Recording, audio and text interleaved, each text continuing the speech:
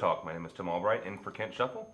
With us this week is Pat Gowan, one of the editors of the Post-Dispatch. Hello, sir. Hey, Tim. Also with us is the president and general manager of WBGZ, Mr. Sam Stem. Glad to be here, Tim. Pat, the Illinois House voted on four pension changes last week that were brought forward by House Speaker Michael Madigan. The four proposals as a whole only collected 11 yes votes. Probably one of the issues is the only yes vote on a proposal to raise the retirement age to 67 was cast by Madigan.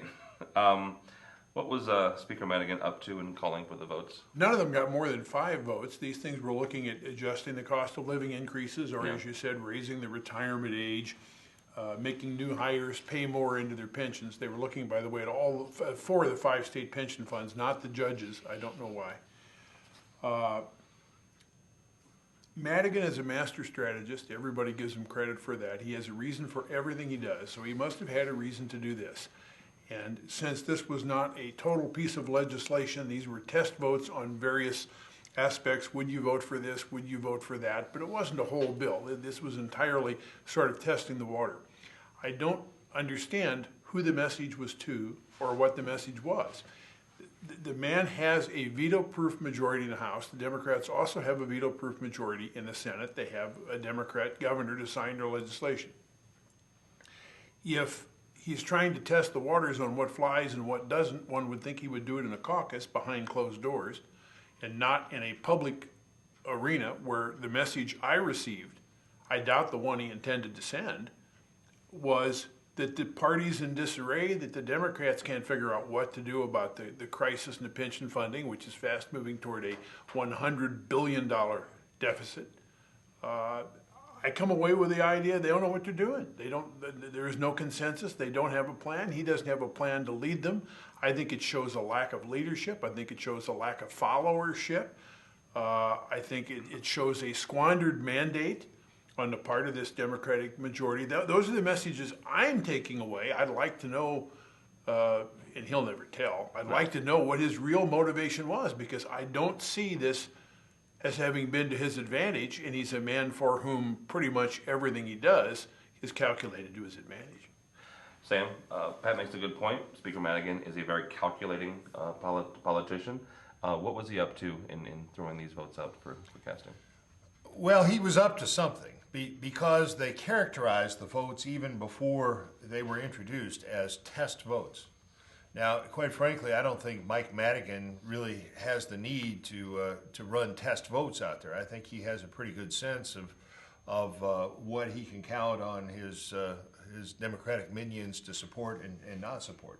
In many instances, they support whatever he tells them to support. I think really what was going on here was this was a scared straight scenario.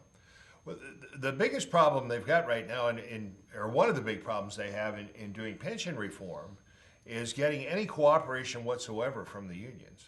They have steadfastly refused to budge on anything that has been floated, and that's problematic for the Democrats, who generally can count on union support going into any election cycle. So I think more than anything, what Madigan may have been doing here was sending a message to the union rank and file. Hey, budge off your no change whatsoever position. Otherwise, this is what a glimpse of the pain that might come your way if you don't cooperate. And one wonders if that's what Madigan was up to, whether he might have actually been doing that at the behest of the union leadership. Because, you know, the leadership are the ones that sit down with Madigan and others to kind of negotiate, you know, what we can take and what we can't sell to the rank and file. And it could be that the union leadership is getting a lot of pushback from the rank and file, saying, you know, we don't want any changes. We like the system we've got, and let the legislature figure out how to fund this $96 billion shortfall some other way. In reality, it's going to take some cooperation from the unions. So it very well may have been a shot fired across the bow of the union rank and file saying, hey, come to the table, come willing to give a little, otherwise this is what you may get, no cost of living. You may get, they had one of the proposals And as Pat said, none of them got more than 5 votes. But one of the proposals was no annual bumps in the pension amounts until the pension liability is funded at 80%. Currently, it's funded at 40%. So that'd be a long time without any bumps. Raising the retirement age for full benefits to 67. Full benefits kick in at much younger ages that vary depending upon which pension plan you're in. And asking the new hires to fund, instead of 7 to 9%, an additional 5% over and above that. So those were pretty draconian proposals. They got virtually no support, but I really believe the whole reason was just to send that message to the union rank and file is, you've got to give something. Otherwise, this is what you could possibly get. And only time will tell whether the message was received. Right, but whether that was intended, it may very well have been. It sounds to me like if this was a shot across the bow, the gun misfired. Because if you're trying to say this is what you might get, and they're looking at things that they don't want, and the one that got the most votes was 5 votes in the chamber of 118 people. This is sort of demonstrating that he doesn't have support for these things. I would think he would orchestrate big votes. Every Democrat would vote for this, and every Democrat would vote for that. As a show of force, I think the message you end up taking away is nobody supports any of these. And maybe the message to somebody is we need something different from all of these things. But I really don't know what they'd be. The only thing that I think didn't come up for a vote that didn't at least touch on some of the possibilities was the idea of shifting teacher pension costs going forward to the local school districts. I don't believe there was a vote on that, but again, that may have been the intent, but I think it backfired in a sense. If that was the intent, it didn't illustrate any will to do anything. It's like he was illustrating our lack of will to go after any of these solutions, and I think I would be mystified. This coming, by the way, fairly quickly on the heels of Madigan refusing to meet with unions. They asked him to come, and he wouldn't do it, and he may have had good cause not to. They've not had a lot of progress in the past, but as desperate as the state is to fix this problem, I don't think if I were Mr. Madigan, I'd be passing up any opportunity to reach across the aisle, across the chasm, not just the aisle, to get the thing fixed. Yeah. All right, we'll take a break. We'll be right back after this. Welcome to the Lewis and Clark Minute. Today we're going to check in with the Exercise Science Program and Shane Callahan. Have you ever thought to yourself, I just don't have enough time to exercise? Well, here's a few ideas to get you more active from the comfort of your own home while enjoying some of your favorite TV shows. Your typical TV show has 4, 5, 6, even 7 2-minute breaks, which allows for 15, 20 minutes worth of activity. And the activity doesn't have to be very bold or very difficult, but just not wasting that time sitting idly can make all the difference in your health. Movements that use body weight, such as push-ups, sit-ups, dips, or wall squats, or even if you have a bottle of water and you want to do arm curls or a lateral raise, these are ways to better fitness. With that in mind, enjoy your show and become more fit. This has been your Lewis and Clark Minute.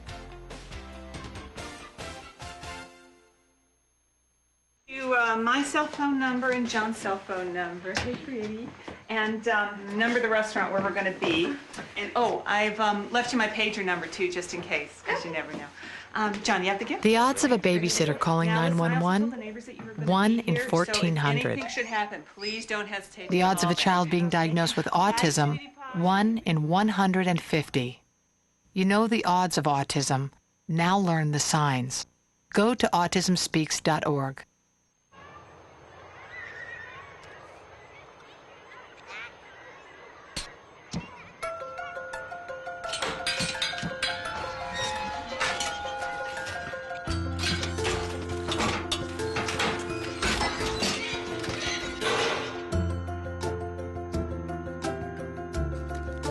Good nutrition can lead to great things. Find out how a healthy lifestyle can help your child succeed. Welcome back to Metro Talk. Sam, the Republicans in the Illinois House, as sparse as they are upset with the debate surrounding concealed carry in Illinois. They say that the legislative process has been set up to restrict concealed carry in Illinois. Should the Republicans be surprised by the debate since the Chicago Democrats have been historically against concealed carry? Well, no, they probably shouldn't be surprised, but I think they do have some valid concerns, and some have charged that that Madigan and the Democrats have politicized this process. What they're doing is running out amendments, voting on amendments on portions of the question, such as should concealed carry be allowed in hospitals or nearby schools. And the Republicans charge that the wording is so nebulous that it's a little bit hard to tell what the real intent of these amendments is. So that if the Republicans say, if we vote against that because we believe the wording isn't good or the intent isn't clear, or that it in some way unfairly restricts the rights of those who have concealed carry permits, then their votes will be used against them in an upcoming election by their Democratic opponent. They'll say, look, here, this Republican candidate, Pat Quinn, voted against an amendment which would have safeguarded children in a school zone from people carrying guns. And so that's what the Republicans' complaint is, that these votes are unnecessary, but that they're being brought forward in the view of the Republicans in a purely political manner in order to use their votes against them in future elections. What the Republicans say is that there's a perfectly good bill that includes all of these provisions in it, and let's bring that bill forward and have an up and down vote. And of course, the Democrats, on the other hand, claim, well, no, we've got to ferret out the various restrictions, and with some reason behind it. You've got officials in Chicago for the CTA saying, hey, we don't want people with concealed carry on the subway or on the buses, and so we've got to determine what the law says about those. So that's what the Democrats will say. The Republicans, on the other hand, believing that the Democrats are bringing these various amendments forward for individual votes, simply to put Republicans on the hot seat and to use their votes against them when they run for re-election. Pat, should the Republicans in the House, in the Illinois State House, be surprised at the draconian measures that are going through? No, shouldn't be surprised at all. And as much as Sam and I were trying to figure out what Madigan's motives might have been on the last question, I think we couldn't agree more on this. He's trying to put them on the spot as best he can. This is possibly unprecedented. We've not had a situation like this in Illinois before that I'm aware of, where there is no majority consensus for doing this, but the court says they've got to. If they don't pass concealed carry legislation by June, then the court holding will essentially be that you've got the right to carry and there are no limiting laws in Illinois, so good luck. So they've got to pass the law to meet the court mandate. And they don't want to because the majority doesn't want the law. So you're going to see some odd twists here. I think there are two things to watch for. If you care about concealed carry, on either side of the issue, there are two sort of elements of it that you want to watch very closely. One is, does Illinois end up being a shall issue state or a may issue state? In a shall issue state, you meet the requirements, you get the permit. In a may issue state, you meet the requirements, and then somebody, the county sheriff quite commonly, gets to decide whether you really need the permit. So just because you qualify for it doesn't mean you get it.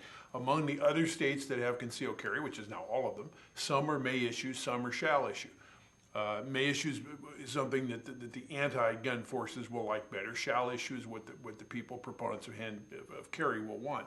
The other thing that's more shadowed, but I think very is, when you proscribe the carrying of a gun into certain places, can people carry it to the parking lot? Because it's one thing to say, I can't go into the stadium with a gun. It's another thing to say that any trip that involves a trip to the stadium must be unarmed because I can't bring the gun into the parking lot legally. And so that's sort of a backhanded way of keeping the gun out of other places that might otherwise be legal. But what am I going to do? Go to the stadium, go home and get the gun before I go elsewhere? So a gun in the car in the parking lot is sort of a good indicator of how liberal the gun law might be. In this case, the word liberal probably applied against its political context. With that having been said, one of the problems with outlawing it in the parking lots is that people will do it anyway, figuring they're not going to get caught. And if the gun gets stolen, it's an incentive not to report it, or it's an incentive to lie about from where it was stolen. Also, in Missouri, and various states have various punishments, if you bring a gun into a place in Missouri where it's not allowed to be, do you know what the penalty is? You can be told to leave. And I believe on the second offense, if the first offense is even recorded by anybody, I believe it's the same, and your permit isn't really in jeopardy, at least as it was originally written, unless it's been amended, until the third episode. So even if you're bringing the gun to the parking lot of the stadium, even if you're bringing the gun into the stadium in some jurisdictions, that really isn't much of an offense. It's not a crime. It doesn't even cost you your permit necessarily. So those are things to keep in mind. The other thing Missouri has that I doubt will be considered in Illinois, that a lot of people forget about the Missouri concealed carry law, is if you otherwise qualify for a Missouri permit, don't have a criminal record, don't have a mental health record, you're of age, you can carry a loaded weapon in your car without having a concealed carry permit at all. I mean, without having the training and without having the permit. If I lived in Missouri, I would qualify for a permit. So therefore, I could put a loaded gun under my car seat today with no training, no liability insurance, any of the rest of it. And by the way, liability insurance is another issue. It's not so much a marker of how liberal the law will be, but I don't understand the states that don't require, and that's most of them, I guess, if not almost all of them, don't require liability insurance to go with it. I have to have liability insurance on my car because the damage I might do. I think liability insurance to go with gun ownership makes sense. Yeah. All right, we'll be right back. We'll take a break after this. Hello and welcome to the Lewis and Clark Minute. Today we're going to check out the radio broadcasting program and WLCA with Mike Lemons. Have you ever listened to your favorite radio station or your favorite disc jockey and say, you know, I could do that? Or maybe you're the type of person who says, I could never do something like that. Well, with the help of first-year mass comm student John, we're going to show you just how easy it is. Each voice intro starts with talking about the band that just played, and we add a station identifier. Next, you want to offer some information that may be of interest to your audience. And finally, tell the listeners what the next song is, who sings it, followed by another station identifier. John will do one live now. Silver Sun Pickup substitution on WLCA. The Big Pink released their debut album called A Brief History of Love. This single is off that album. It's The Big Pink with Dominoes. It's on College Radio's Best 89.9. This has been your Lewis and Clark Minute.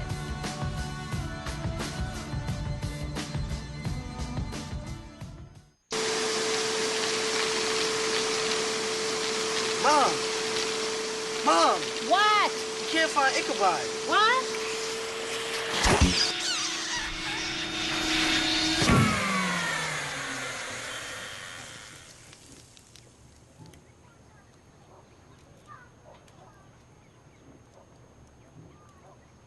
You don't have to be perfect to be a perfect parent. There are thousands of teens in foster care who would love to put up with you. Whatever we deny or embrace, for worse or for better, we belong, we belong. Underneath everything we are, underneath everything we do, we are all people. Connected, interdependent, united. And when we reach out a hand to one, we can influence the condition of all. That's what it means to live united.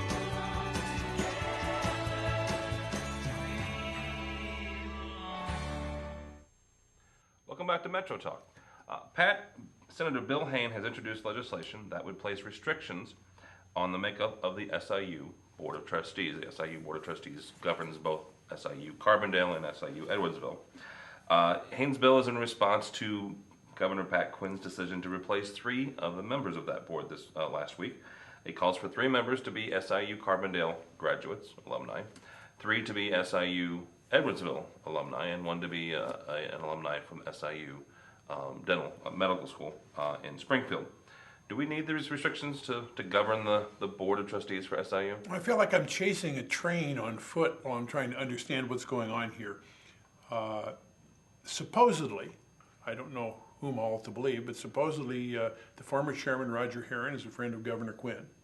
And there are allegations out there, I think made by Glenn Pichard, the head of the university system, that the governor was trying to arm twist other board members to favor Herron to restore him to the chairmanship. Pichard didn't like him, thought he was a bully, I believe he said. And when this didn't happen, those 3 members were removed, including 2 very high profile, Jeff Cooper, prominent attorney, and Ed Hightower, superintendent of schools at Edwardsville. Actually, John Simmons. John Simmons, I'm sorry. Not as prominent as I originally said. Still pretty prominent. I know better. They were removed, well, the 3rd member, in favor of others who were appointed, only one from Metro East, and the Senate wouldn't vote on them. So the board was down to 4 members, 4 non-student members, and didn't have a quorum for a meeting, which ended with a press conference in which I guess Herron and Pichard were at each other's throats last week. And then it was in the immediate aftermath of that Hayne filed his bill, and Representative Jay Hoffman filed a bill that would split SIU-E and SIU-C, something he's done before and is now pressing again. I am guessing that rivalry between Edwardsville, which is growing and quickly outgrowing Carbondale, and Carbondale, which unfortunately is sort of on the wane, I'm guessing that some rivalry between the two is part of what's going on with the board control, and I'm inferring part of that from what Senator Hayne has done with his bill and what Representative Hoffman has done with his bill. I just don't feel like I'm getting an entirely clear window to see the controversy. But there are many people who believe that the 3 removed trustees were doing a fine job and ought to be restored to their positions, and that if their crime was being too supportive of SIU Edwardsville, that given that that was their academic heritage and the area that they were drawn from to represent the board, that was a perfectly appropriate thing. So stay tuned. I think there'll be a lot more to say about this, and what will happen to those bills is anybody's guess. Sam, do we need this new construction for the SIU Board of Trustees, 3 from Edwardsville, 3 from Carbondale, and 1 from Springfield? Well, no, I don't think we need legislation dictating that. There's always been an understanding that that the board ought to have equal representation from both the Carbondale alumni and the Edwardsville alumni, and that's generally been followed. Part of the rub here is that when Quinn, the governor, decided not to reappoint the 3 Edwardsville alumni to the board for all the reasons that Pat stated, that the 3 new appointees were all Carbondale graduates. So that would have caused the board to have had all Carbondale representation and no Edwardsville alumni representation. And I think in part that was Quinn's way of taking a shot. And so now Hayne, Bill Hayne, senator from Alton, whose constituents all favor the Edwardsville campus, is taking his shot back at the governor, saying, well, if you're not going to play the game the way it's always been played, the gentleman's agreement, the long-standing understanding that we'll have this equal representation, well, then we'll just make it law. And quite frankly, I think the bill is unnecessary from the very standpoint that the Senate would not confirm the governor's appointees. So, you've always got that safeguard. The governor is not an emperor. Yeah. He can't appoint czars without Senate confirmation. So I just hate to see us codify every aspect of every situation, and that's what Senator Haynes trying to do here. I'm not so sure, I can't get inside Bill Haynes' mind, but I'm not so sure that he really cares one way or the other whether this bill advances or not. I think, if anything, it's just his way of showing public support for the 3 that were ousted, perhaps even for Glenn Pichard, and standing up for the campus, which is closest to his district.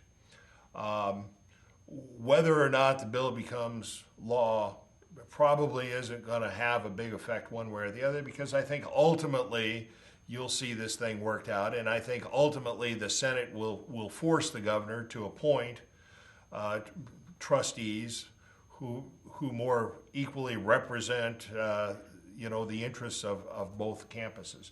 And just because somebody's a graduate of one campus or the other doesn't mean that he or she may favor one campus or the other in their role as a member of the Board of Trustees. In fact, you'd hope that the trustees would all make decisions and come down on issues, to the betterment of the entire system and not one campus over the other. And probably, if you go back and look, that's probably been the case over the years.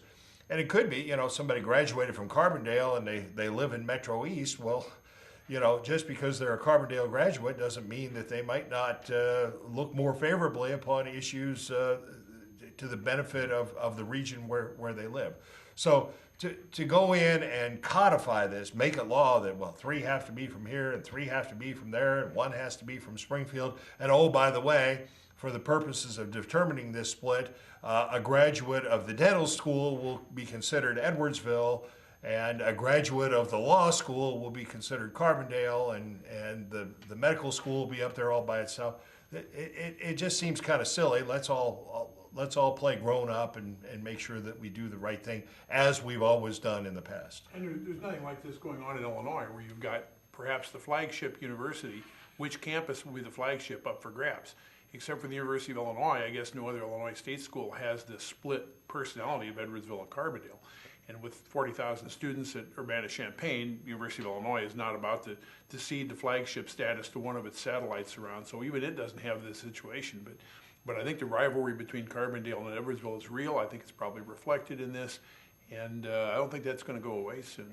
And I'm not so sure that the best solution might not be to separate the two at some point in time anyway. That's been proposed many times in the past. There was at one point in time a proposal to make SIUE Southwestern Illinois University.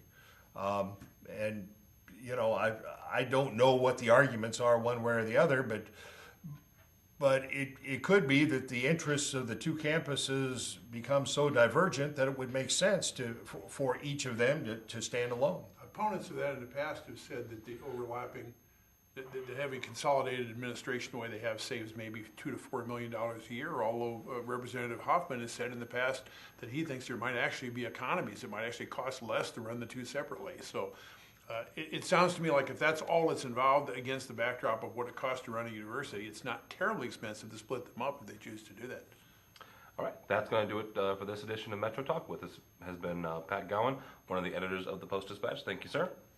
And also with us is Sam Stone, the president and general manager of WBGZ. My name is Tim Albright. Have a good day.